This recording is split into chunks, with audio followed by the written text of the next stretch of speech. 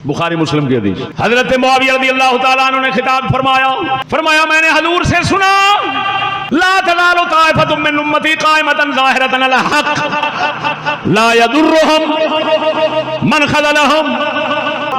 मेरी उम्मत का एक गिरोह, एक जमात हक पर हमेशा कायम रहेगी, उनको मुकाबले में आने वाला कोई बंदा नुकसान नहीं पहुंचा सकेगा। आपके मजमा में एक सहाबी हजरत मालिक बिन युखामिर बैठे थे, वो भी सहाबी थे, उठकर खड़े हुए। उन्होंने अर्ज की, ऐ मुआविया अगले अल्फाज मुझे याद है, हजूर ने फरमाया था हम अहलु शाम हैं। फरमाया जो हक वाली जमात हक पर कायम रहेगी वो शामी लोग होंगे। मैं हैरान हूं उन लोगों से जो कहते हैं मौला अली के हक होने के लिए तख्तुल अल्फियातुल बागिया हदीस काफी है। तो मैं उनसे पूछता हूं हजरत मुआविया के हक होने के लिए ये हदीस काफी नहीं है?